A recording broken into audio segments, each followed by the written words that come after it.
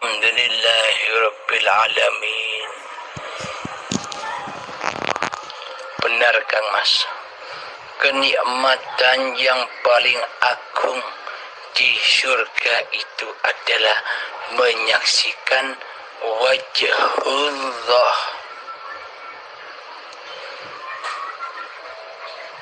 Jadi seolah-olah manusianya lah yang bisa menyaksikan Allah.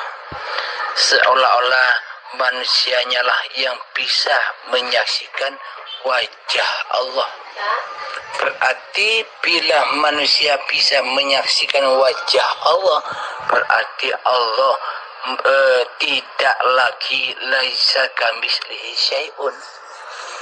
Batalah laisa kamislihi syai'un ya Allah bila bisa menyaksikan Allah. Karena apapun yang disaksikan oleh manusia selama ini adalah makhluk. Bila Allah bisa disaksikan oleh manusia, berarti Allah makhluk. Alhamdulillahirabbil alamin. Perlu diketahui bersama, tak satu pun manusia bisa menyaksikan Allah bila manusianya masih wujud jadi Allah, bila manusianya masih berkuasa seperti Tuhan di hatinya.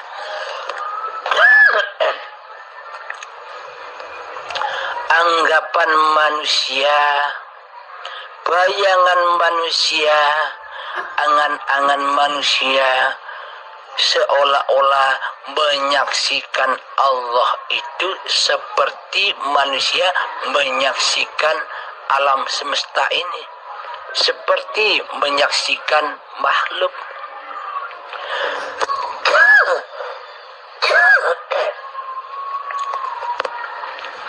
Akan tetapi hakikatnya yang menyaksikan Allah itu ya Allah. Tak satu pun manusia bisa menyaksikan Allah kecuali Allah. Apa artinya? Sama halnya dengan menyembah dan mengabdi. Tak satu pun manusia bisa menyembah Allah. Tak satu pun manusia bisa mengabdi kepada Allah kecuali Allah. Araftu Rabbi birabbi. Aku mengenal Tuhanku dengan Tuhanku. Tanpa Allah maka tak akan bisa kenal Allah. Berarti yang bisa mengenal Allah itu adalah diri zatnya sendiri, hidupnya sendiri. Ketika manusia masih wujud diri manusianya, berarti Allahnya kan ada. Jika manusia masih merasa wujud di hatinya, berarti Allah ada, Allah tiada. Berarti yang bisa menyaksikan hidup diri kita sendiri, ya kan kita sendiri. Orang lain takkan tahu isi hati kita kecuali kita sendiri. Begitu juga Allah. Yang tahu Allah ya Allah. Ketika manusia kita sudah rela, sudah ridho, sudah menyadari hakikat sifat jati diri manusianya yang adam, yang kebalikan dari sifat Allah. Ketika manusianya sudah tak ada, ketika manusianya sudah gaib, maka nyatalah Allah. Maka hidup ini Allah. Inilah yang dimaksud menyaksikan Allah itu di Al-Quran ataupun di hadis. Ya ini maksudnya. Bukan manusianya yang bisa menyaksikan Allah, Berarti bila manusia yang masih wujud manusia di hatinya bisa menyaksikan Allah, berarti Allah itu makhluk, bukan Tuhan. Jadi ketika manusianya sudah lengser menjadi Tuhan, maka Allah lah yang mentuhani seluruh manusia. Jadi yang bisa menyaksikan hidup, ya hidup itu sendiri. Yang bisa menyaksikan Allah, ya Allah sendiri. Begitu maksudnya. Buktinya, bukti surga itu apa sih? Bukan surga-surgi yang kita harap-harapkan selama ini. Surga-surgi hanya bayangan angan-angan saja. Coba kita logikakan.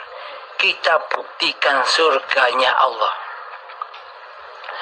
Ketika sudah nyata bahwa hidup ini Allah, berarti yang menggerakkan badan, yang memakankan badan, yang menghidangkan makanan-makanan yang enak yang kita santap, berarti kan Allah yang mengatur di dalamnya. Kita ingin makanan ini, tersedialah makanan ini. Allah lah yang menyediakan, Allah lah yang memasakkan, Allah lah yang menghidangkan di depan kita, Allah lah yang menyuapinya, Allah lah yang memilah-milah hasil makanan itu. Nah, itu kan surga.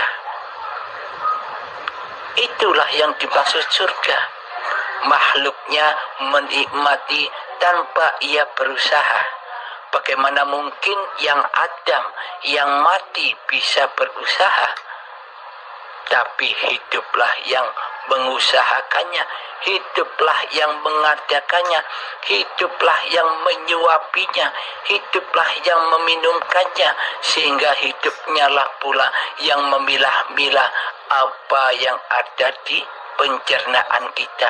Hiduplah yang menjaga detak jantung kita, hiduplah yang menjaga hati kita, hiduplah yang menjaga, yang mengedarkan darah sehingga kita sehat.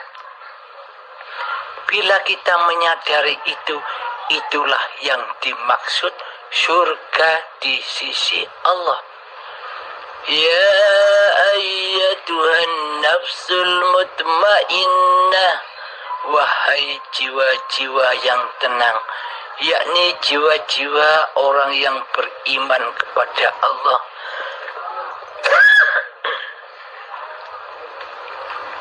Irji'i ila rabbiki radiyatan mardiyah. Pulanglah kalian, kembalilah kalian, roji'unlah kalian dengan rela dan ridho kepada Allah, maka Allah akan meridhoimu.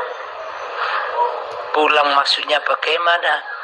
Pulang kepada ketiadaannya dan nyatakan, ikrarkanlah di hati bahwa hidup ini Allah. Inilah yang dimaksud roji'un. Inilah yang dimaksud pulang dengan rela dan ridho, mempersembahkan kembali bahwa hidup ini Allah. Fadkhuli fi ibadi, dan masuklah kalian di dalam hamba-hambaku yang mengabdi. Nah, ketika kita sudah rela dan ridho kembali kepada Allah, menyatakan, mengikrarkan dalam hati bahwa hidup ini Allah, itulah yang dimaksud mengabdi. Itulah yang dimaksud menyembah. Itulah yang dimaksud menyaksikan. Bersaksi, asyahid. Allah lah yang maha bersaksi. Wadkhuli jannati, dan itulah surga, masuklah kalian di dalam surgaku, jannahku. Nah, nyata bukan? Itulah surga di sisi Allah. Ketika manusia sudah masuk di dalam surganya Allah yang seperti ini, maka nikmat yang terindah adalah menyaksikan Allah di segala keadaan, apa-apa yang kita seolah-olah kitalah yang mengerjakan. Kita sudah menyaksikan Allah lah yang berperan di alam dunia ini dan di alam akhirat. Alam akhirat itu apa? Bukan nanti. Alam akhirat itu ya sekarang, ketika diri manusia kita sudah sadar, sudah mengabdikan lagi bahwa hidup ini Allah, maka akhirlah kemanusiaannya. Yang ada hanya Allah, itulah yang disebut akhiratnya, tahu kan? Jadi iman Islam kita, beragama dan bertuhan kita sudah tidak angan-angan lagi, sudah tidak bayangan-bayangan lagi, akan tetapi sudah nyata dan jelas. Alhamdulillahirabbil alamin. Semoga kita semua termasuk saya sendiri selalu dibimbing oleh Allah Ta'ala. Alhamdulillahirabbil alamin. Assalamualaikum warahmatullahi wabarakatuh. Bismillahirrahmanirrahim. Wa bihi nasta'in. Assalamualaikum warahmatullahi ta'ala wabarakatuh. Kang Mas, ini Sabri daripada Pontian Johor. Ingin mohon penjelasan berkenaan dengan asal mula kejadian diri dan penciptaan alam semesta.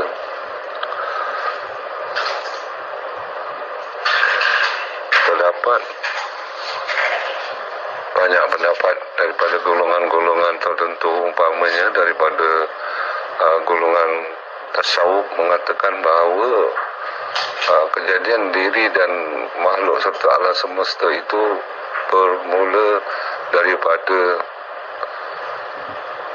zat yang halus. Allah SWT umpama sebiji pasir yang halus di padang pasir yang luas.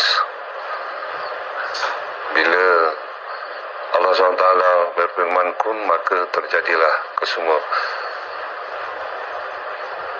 kejadian di alam semesta ini. Kemudian pendapat kedua daripada golongan ahli-ahli tarekah yang saya bacalah mengatakan bahawa kejadian manusia dan segala makhluk alam di alam semesta ini daripada Nur Muhammad. Manakala daripada teori sains mengatakan bahawa kejadian alam semesta dan juga makhluk ini ialah apabila berlaku satu letupan besar yang disebut Big Bang. Mengikut mereka lah, maka terjadilah keseluruhan alam semesta ini. Jadi kalau mengikut pendapat, pada hakikatnya kejadiannya itu sebenarnya bagaimana ya pada pendapat Kang Mas? Kalau boleh diperjelaskan Kang Mas. Jadi itu sajalah soalan saya. Mudah-mudahan Kang Mas dapat jelaskan. Ucapkan terima kasih sebelumnya ya. Assalamualaikum warahmatullahi wabarakatuh. Alhamdulillahirabbil alamin. Bila kita memikirkan asal muasal kejadian diri kita dan alam semesta ini, kita hanya bayang-bayang saja. Kita hanya berangan-angan saja. Kita hanya berimajinasi saja. Tidak nyata, hanya bayang-bayang. Sehingga kita membayang-bayangkan, mengilustrasikan seperti yang di YouTube itu. Karena semua itu masih bayang-bayang. Agamanya bayang-bayang, bertuhannya bayang-bayang. Mari kita saksikan yang nyata-nyata saja. Awal mula terciptanya diri kita adalah ketika detik-detik akil balik tiba. Itulah awal penciptaan diri manusia kita sebagai tamu di dalam Masjidil Haram dan Baitullah, yakni sebagai tamu saja yang mengembara mampir sejenak di dalam badan dan hidup. Badan inilah Baitullah dan hidup inilah Allah. Badan inilah Masjidil Haram maksudnya, dan hidupnya ini hayatullah. Jadi dipesan oleh Allah, wa ma khalaqtul jinna wal insa illa liya'budun. Tidak kuciptakan jin dan manusia hanyalah untuk mengabdi kepadaku. Jadi didatangkannya kita ketika detik akil balik hanya untuk mengabdi, menyaksikan Allah, bersujud kepada Allah di dalam badan ini, yakni hati mengikrarkan bahwa hidup ini Allah, dijaga itu. Akan tetapi ketika detik akil balik kita sebagai tamunya Allah, kita berkhianat, kita mendolimi Allah, kita mensekutukan Allah dengan diri manusia kita, sehingga kita menguasai bahwa hidupnya Allah ini hidup manusianya. Kita menguasai bahwa Masjidil Haram, badan ini badan manusianya. Inilah awal penciptaan kita. Inilah asal muasal diri manusia kita. Dengan hiduplah maka terciptalah alam semesta ini. Tanpa adanya hidup, apakah kita bisa menyaksikan alam semesta, menyaksikan galaksi-galaksi yang di YouTube, menyaksikan angkasa, luar angkasa, menyaksikan gunung-gunung, hutan-hutan, laut-laut, dan segala sesuatu bisa kita pandang, bisa kita ciptakan kewujudannya karena adanya hidup. Tanpa adanya hidup, apakah kita bisa menciptakan, mewujudkan apa-apa yang kita pandang dan apa-apa yang kita dengar? Dengan Allah lah sang pencipta, maka nyatalah wujud alam semesta ini dalam pandangan ini. Inilah asal mula alam semesta ini. Adanya alam semesta ini karena adanya kita. Coba seumpama kita tidak hidup, apakah alam semesta ini ada? Apakah alam semesta ini terwujud tanpa adanya diri kita? Nah, kembalikan lagi kekuasaan penglihatan pada diri kita kepada basirahnya Allah. Ternyata Allah lah yang menciptakan, yang memandang, yang mewujudkan alam-alam yang sudah kita lihat. Alam semesta ini yang sudah kita lihat ciptaan Allah. Allah lah wujud hiduplah yang mewujudkan semua itu. Inilah yang lebih nyata daripada kita mendengarkan dongeng-dongeng yang tidak nyata, dongeng-dongeng imajinasi saja. Lebih baik kita saksikan yang nyata-nyata saja. Dengan kenyataannya Allah Ta'ala. Alhamdulillahirabbil alamin. Semoga bisa dipahami ya Kang Mas. Akhir kalam, assalamualaikum warahmatullahi wabarakatuh. Assalamualaikum warahmatullahi taala wabarakatuh, Kang Mas. Terima kasih Kang Mas. Kang Mas betul-betul banyak telah membantu Kang Mas. Sekarang ini aku beribadat, benar-benar merasakan nikmat beribadat Kang Mas. Hatinya tenang, pikirannya tenang, hanya ingat pada Allah SWT, Kang Mas. Subhanallah, subhanallah. Terima kasih Kang Mas. Lagi-lagi bila Kang Mas jelaskan yang ini tadi nih, yang berkenaan dengan asal-muasal kejadian nih, betul-betul meresap di dalam jiwa Kang Mas. Jadi tak tahu apa lagi yang nak diucapkan. Rasa penghargaan, rasa terima kasih kepada Kang Mas. Meskipun benda itu ialah benda ini kita dipertemukan dengan kehendak Allah itu. Jadi alhamdulillah Kang Mas, selama ini yang aku cari-cari, aku telah terjumpa Kang Mas. Ya, terima kasih. Semoga Kang Mas dimuliakan Allah SWT, dilindungi Allah SWT, diberikan kebahagiaan dunia dan akhirat untuk Kang Mas sekeluarga. Assalamualaikum warahmatullahi wabarakatuh. Assalamualaikum warahmatullahi wabarakatuh, Yai. Saya Rialat dari Pekalongan mau bertanya kembali lagi, Yai. Begini, Yai. Setelah diri manusia sudah kembali fitrah seperti bayi yang baru lahir, yang hanya bisa makan dan minum disuapi sama orang tuanya. Nah, yang saya tanyakan, setelah bisa kembali seperti bayi, kehidupan kesehari-hariannya itu apakah harus seperti bayi ataukah harus bagaimana, Yai? Masalahnya diri manusianya itu masih butuh makan dan minum dan harus bekerja, Yai.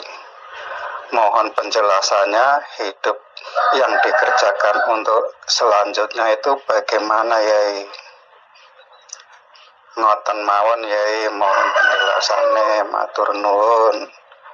Assalamualaikum warahmatullahi wabarakatuh.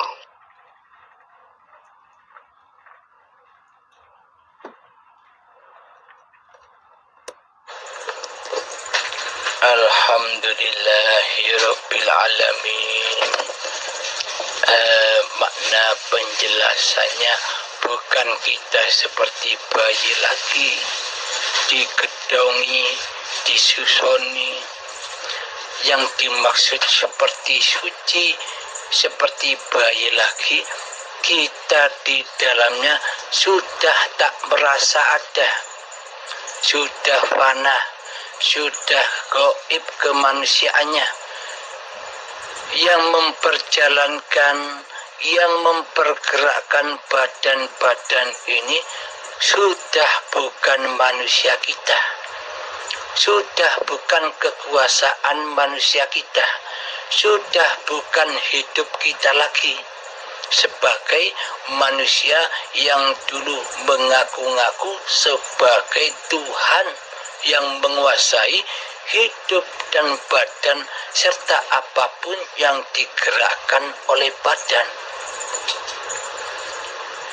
Ketika sudah suci keberadaan, kewujudan manusianya, kita hanya sebagai penyaksi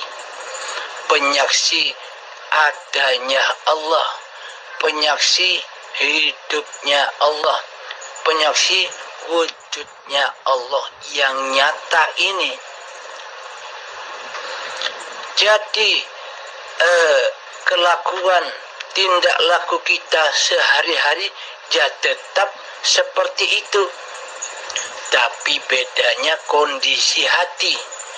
Dulu sebelum kita mengenal Allah, seakan-akan kitalah yang jadi Tuhan, seolah-olah kitalah yang berkuasa atas seluruh gerak laku tingkah badan kita, seolah-olah kitalah yang menjadi Tuhannya. Akan tetapi setelah kita mengenal Allah, ketika kita sudah mengenal siapa sih hakikat diri manusiaku halim ini, oh ternyata hakikat sifat diri manusiaku halim ini ternyata kebalikan dari sifatnya Allah. Oh, ternyata selama ini Allah lah yang berlaku, bukan Abdul Halimnya yang berlaku. Abdul Halim itu sifatnya seperti sifat muhalnya Allah. Bila Allah yang wujud, maka Abdul Halimnya wajib gaib, wajib tiada, wajib mati. Keberadaan kehidupan, pengakuan hidup Halimnya. Karena ternyata yang punya hidup itu hanyalah Allah, yang punya kekuasaan itu hanyalah Allah.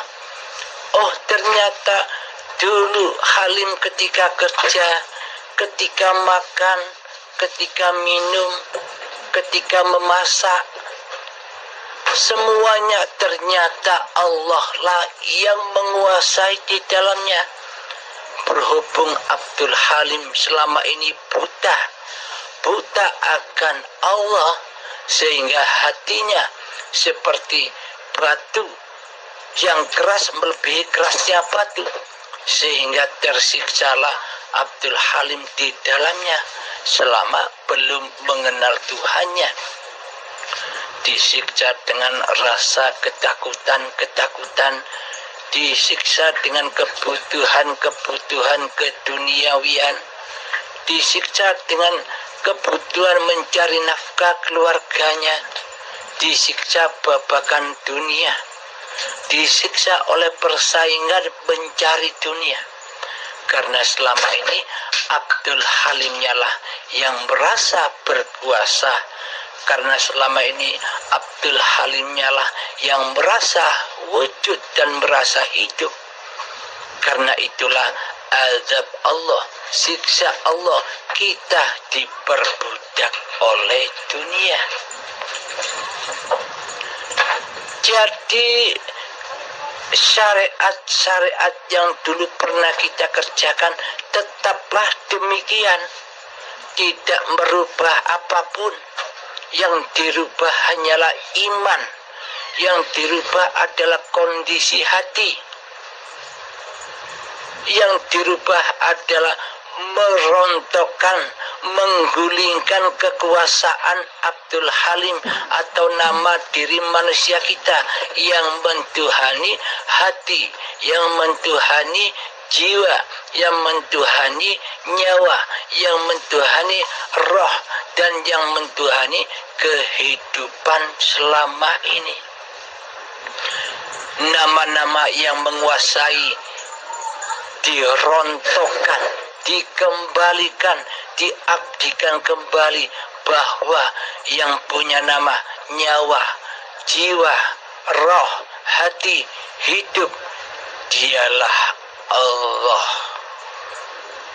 Allah itu hanya sebuah nama, namanya hidup. Alhamdulillahirabbil alamin. Ingatlah, tiada yang bisa mengubah syariat. Yang dulunya syariatun nas, ubahlah dengan syariatullah. Apapun yang kita kerjakan seperti dulu, tinggal merubah kondisi hatinya. Yang dulunya kondisi hati kita selalu linafsi, dirikulah yang berkuasa di dalamnya, akan tetapi kita rubah dengan lillahi ta'ala. Inilah yang disebut iman, inilah yang disebut menghamba, mengabdi kepada Sang Pencipta. Jadi tidak merubah apapun syariat-syariat yang pernah kita kerjakan, yang setiap hari kita kerjakan. Hanya merubah iman di hati saja, merubah kondisi hati saja. Yang dulunya nama kita yang maha besar, sekarang hapuslah nama manusia kita di hati kita.